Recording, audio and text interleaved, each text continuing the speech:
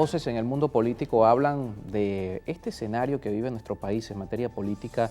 Es un escenario que abre las posibilidades para que alguien lejano a las figuras tradicionales de este mundo pueda capitalizar una realidad que le ha denunciado no nuestro espacio, no la ha denunciado Carlos Peñalosa como periodista, la han denunciado politólogos, quienes hacen seguimiento, por supuesto, al mundo político de nuestro país, y es esa desconexión que existe entre el ciudadano y su dirigente político. Esa desconexión que las mismas encuestas hablan de un 70%, según Datincorp, de un 70% que no se identifica con un político ni del chavismo ni de la oposición, que espera un político diferente, de un 40% que espera o no se siente representado por ningún partido político. El partido político que más representación tiene o más afinidad tiene es el Partido Socialista Unido de Venezuela, y que si vamos a los liderazgos políticos, ninguna de las caras que hoy existen en el mundo político como líderes nacionales tiene más de 20 puntos de aceptación, todos tienen 80 puntos de rechazo. Todos esos componentes abren la puerta, lo han dicho varios invitados con nosotros, abren la puerta a que alguien pueda capitalizar ese descontento, capitalizar esa desconexión,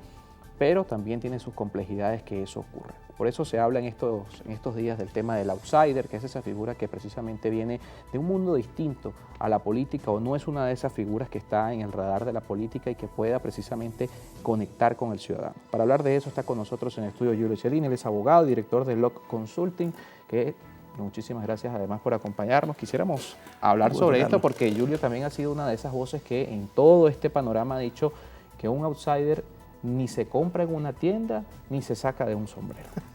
Sí, es complejo conseguirlo. En primer lugar, muy agradecido, Carlos, con la invitación a tu prestigioso espacio. Y además para conversar sobre un tema que genuinamente está siendo, pues, está puesto de relieve en el debate pues, de la situación política, en el análisis político nacional.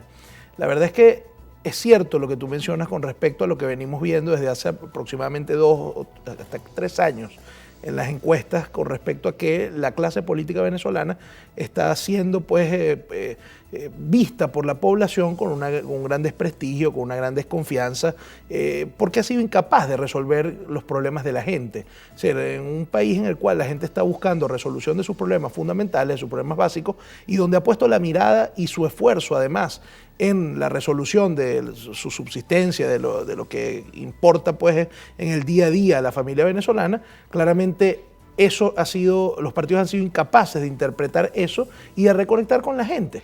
Entonces, al no haber, y cuando digo los partidos no solamente es la oposición, también los partidos del gobierno, es decir, el partido político fundamental del gobierno, las instituciones.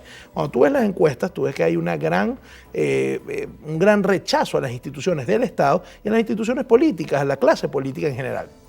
Y la gente pues ha depositado su confianza en el empresariado, en la Iglesia Católica, que son sectores, en el caso de la Iglesia pues está imposibilitada de optar a cargos públicos. En el caso de los empresarios no siempre están dispuestos a hacerlo por la serie de riesgos que significa pues la participación en la política activa. Entonces, por eso la mención a la que hacemos en la discusión del tema del outsider, de que no se compra en una tienda, no se saca un sombrero del mago, ni tampoco se siembra una matica a ver si sale un outsider, a ver cuál es la mejor alternativa que tenemos, es precisamente por eso. Porque la figura del outsider, aunque hay muchas, pudiéramos hacer una lista interminable de personas que pudieran ser un excelente outsider, un excelente candidato, cuando tú ves las condiciones que la política venezolana pues le impone a esas figuras, pues no sabemos si realmente están dispuestas a asumir esos riesgos. Claro, porque es importante dentro del análisis que se haga sobre las figuras del outsider, porque cualquiera puede pensar, bueno, en nuestra política puede surgir un outsider. Vean lo que pasó en Colombia. Rodolfo Hernández viene del mundo empresarial y llega a la segunda vuelta de las elecciones. Javier Milei está siendo una figura de outsider también en la política argentina. Tenemos el caso Zelensky, tenemos el caso Donald Trump. Pero la realidad política de nuestro país pudiera ser diferente. ¿Y por qué precisamente no es tan aplicable lo que hemos visto en el resto de los casos al tema venezolano? Claro, es que tú has mencionado 2 ejemplos de unas democracias consolidadas, con problemas, con situaciones que pudieran objetarse, pero en todo caso son democracias consolidadas. Colombia y Argentina. Es decir, ahí cualquier persona puede postularse y si es capaz de pues, generarle confianza a la gente, de enamorar a la población con una narrativa que realmente interprete sus demandas, pues perfectamente se puede postular y ganar. En el caso nuestro no necesariamente es así. Nosotros tenemos una serie de condiciones donde básicamente es una especie de contrato de adhesión, donde una de las partes unilateralmente establece cuáles son las condiciones y la otra solamente firma. Básicamente un outsider tiene que firmar un contrato de adhesión.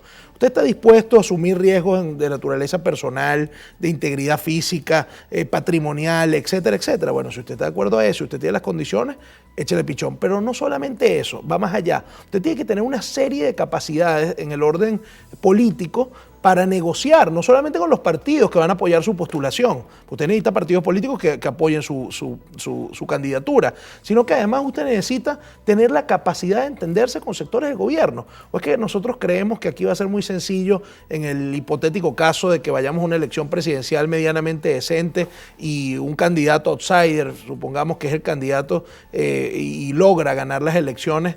¿Es que acaso los que van a entregar el poder no van a tener demandas, no van a tener inclusive una capacidad de veto? No, pero es que pueden tener hasta una capacidad de veto. Yo no quiero entregar el poder a esa persona. Eso puede pasar. Es decir, si no entendemos el contexto en el que estamos, entonces, y empezamos a hablar livianamente y con ligereza del tema del outsider como si fuera tan fácil, entonces ahí hay un problema. Yo lo que quiero decir es, sí hay las condiciones para el surgimiento de unos outsider, las hay. O sea, cuando tú ves las encuestas, sabemos que es así. Ahora, la materialización de eso no es tan fácil, y ahí mi punto.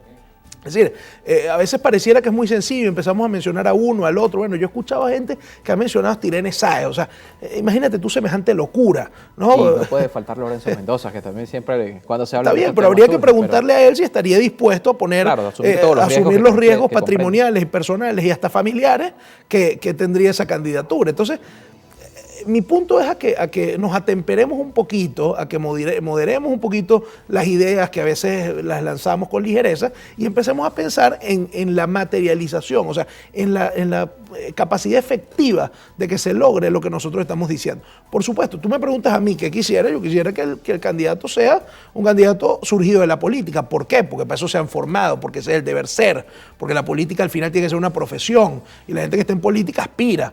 ¿Okay? Entonces, y además por una razón muy sencilla, y es que nosotros llegamos al punto en el que estamos hoy justamente por buscar figuras fuera de la política. Si Hugo Chávez no hubiera sido presidente de la República, ¿quién hubiera sido? Irene Sáez, una reina de belleza. ¿Por qué? Porque la gente eran dos outsiders. Sí, exactamente. Hugo Chávez también puede considerarse un outsider. 100%. No era parte de la clase política, era crítico de la clase política tradicional venezolana y logró vencer. Entonces, lo que quiero decir con esto es que el país y nuestros partidos políticos tienen que hacer una gran reflexión sobre el por qué después de más de 20 años seguimos pensando con la misma lógica que nos trajo a esto. ¿Y por qué las condiciones siguen siendo las mismas? ¿Por qué tiene vigencia la figura de la outsider? ¿Por qué la clase política en 20 años no ha sido capaz de generarle confianza nuevamente a la población? Entonces, mi preocupación va en ese sentido. No estoy en contra de los outsiders, al contrario, tengo inclusive muchos amigos que serían excelentes outsiders y que ya los mencionan algunos de ellos. Me encantaría que fueran candidatos, pero realmente eso es posible. Yo lo veo muy complejo. Pero esto es una realidad aislada de Venezuela, porque hemos mencionado algunos casos, y si nos vamos a Colombia, por ejemplo, con el caso de Rodolfo Hernández, que ya venía también, aunque Álvaro Uribe no es precisamente un outsider, pero es una figura política que cambió, por supuesto, el bipartidismo y significó el surgir del centro democrático y significó un cambio en toda la política colombiana. Hoy estamos viendo una política que también está desplazando en menos de 10 años a ese camino, pero no parece un hecho aislado que los partidos políticos, que los sistemas tradicionales bipartidistas que han venido funcionando en algunos países estén fallando frente a estos casos. Es un hecho aislado, pero al contrario se trata de un fenómeno que está dándose a nivel global. Sí, absolutamente. Aquí te puedo recomendar el libro de Moisés Naim, El fin del poder, que escribió hace ya aproximadamente 6, 7 años, donde habla de esa perspectiva, de la posibilidad de que se fueran perdiendo los poderes tradicionales, o sea, que los poderes tradicionales fueran perdiendo, vaciándose justamente de poder, y que la gente estuviera viendo cuestiones distintas, porque los poderes tradicionales, no solamente en el orden político, también en el orden social, en el orden religioso, en el orden económico, fueran variando porque han sido incapaces de resolver efectivamente las necesidades de la gente. Cuando tú analizas el mundo de hoy, tú ves la locura en la que estamos inmersos realmente. Y eso en parte es porque los poderes políticos y fácticos tradicionales han sido incapaces de darle soluciones a la gente. Y la gente hoy no se siente identificada con eso. La gente se siente identificada hoy con figuras distintas, con la figura del TikTok, con la figura del viejito que insulta a los políticos, con un sistema que promueve más bien los valores de la antipolítica. Eso es muy malo, eso es muy nocivo, eso no conduce a nada bueno. El problema está en que esa es la realidad realidad. Entonces, ¿cómo tú atajas esa realidad? Y cómo los partidos políticos en este caso son capaces de interpretar eso. Porque es que la conducta de los partidos políticos, ¿cuál ha sido? Decirle a la gente lo que tienen que hacer, decirle a la gente, tratar de adoctrinar a la gente. Al contrario, tú tienes que escuchar a la gente hoy más que nunca para poder interpretar, para poder digerir lo que la gente está pensando y poder proponerle algo responsable además, porque tampoco es que vas a decirle lo que la gente quiere escuchar necesariamente, no, es interpretar una realidad y responsablemente ofrecer una propuesta, más aún cuando se está debatiendo, en este caso, la presidencia de la República en el año 2024.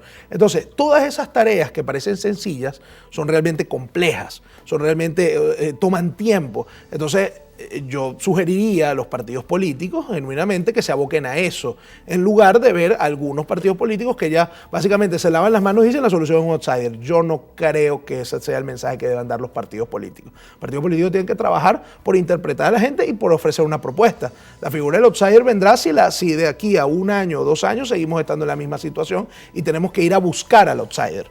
Pero para mí ese no es el debate que debería estar planteado ahorita. Y tal vez no es el debate principal en los partidos políticos. El debate principal son las primarias. Pero por supuesto nadie descarta que pueda surgir esta figura. La cosa es, y lo conversamos luego de la pausa, porque nos toca hacer un corte, es si esta clase política está a tiempo de eso. Porque hay un tema también importante, y es que los liderazgos políticos, lo mencionabas, son 20 años de ese fenómeno cuando Hugo Chávez llega al poder. Son liderazgos políticos que todavía hoy están dentro de lo que es el mundo político, el escenario nacional, y que precisamente habla de la necesidad tal vez de un relevo y de un liderazgo que sí pueda interpretar al ciudadano de una forma diferente. ¿Estamos a tiempo para eso o ya es un hecho, como mencionábamos, que estamos viendo también en la región ocurre, ya es un hecho que es inevitable? Lo conversamos luego de la pausa con nuestro invitado. Julio Cherín está con nosotros, abogado y también director de LOC Consult.